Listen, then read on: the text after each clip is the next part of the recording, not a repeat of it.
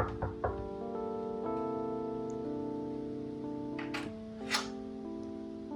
Hala, how are you doing today? I'm good.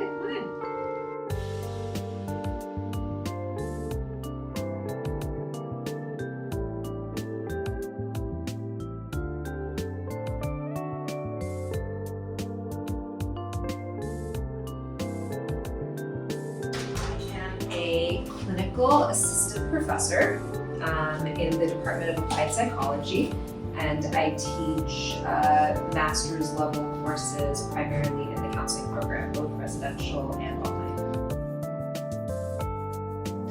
I have a bachelor's degree from the American University of Beirut in political science.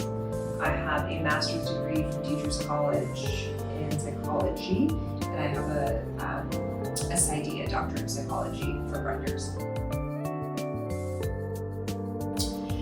I've done a fair amount of lab and internship classes, and more recently I've been teaching cross-cultural and ethics. I taught abnormal for the first time this semester. I'm going to be teaching the addiction course next semester, which I'm very excited about.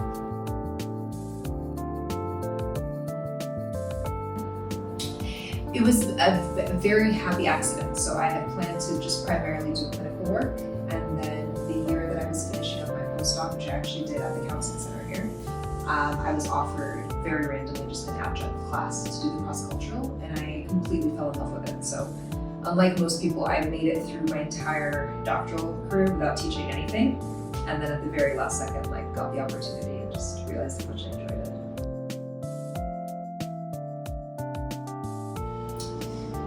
I think that whenever this is very era, but whenever I compliment somebody or say something, I'll kind of be like knock on wood and just mashallah. What does that mean? It just sort of, it's just let's keep the eye away from you.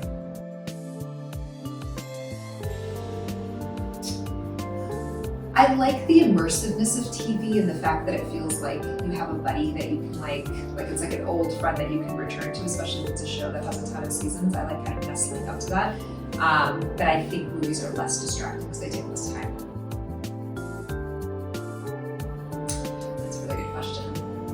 I'm currently, overall favorite, impossible to say. I'm currently watching White Lotus and very much enjoying it far more than I thought I was going to.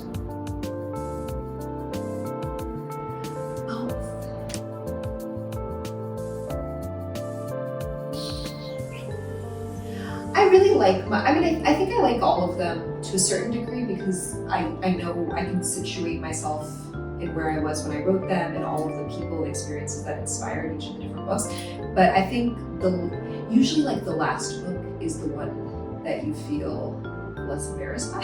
So I would say my last novel is the one that I can read excerpts from and still kind of feel connected to the version of me that wrote it. So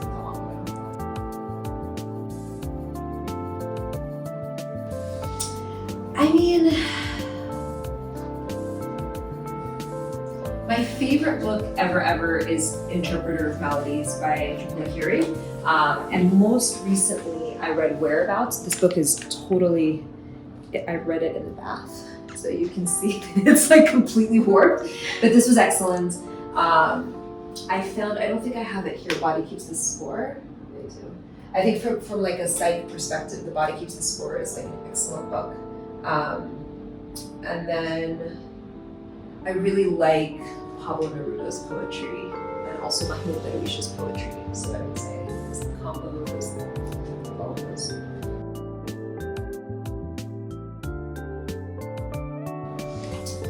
So I have worked, I have a fair amount of it. I work primarily with trauma.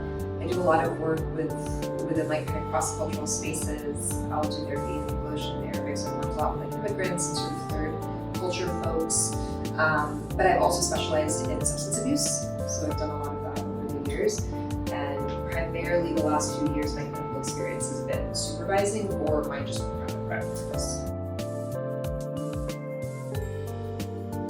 It was placebo in Beirut. Humility. I used to be really scared of flying, but less so now, so I would say playing business maker.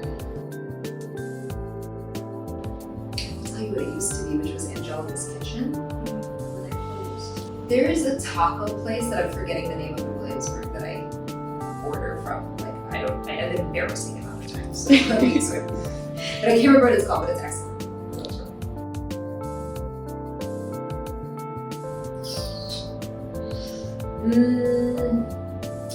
Tie between stop time and mind read, but do you actually want to read people's minds? Maybe not.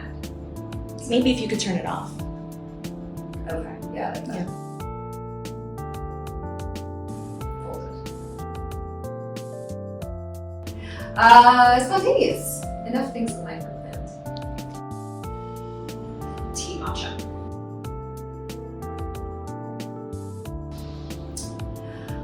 I think there are certain people in my life, my brother being one of them, a couple of my close friends also, that I know that if I just hop on a call and just like chat with them, there's gonna be like something hilarious that happens.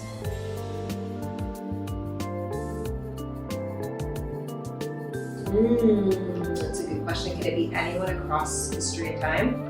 Anyone across history and time. Ooh, I think my grandmother. There's a lot of things I wish I asked her. Yeah. Love that. That's 21 questions. Thank you so much. Thank you so much.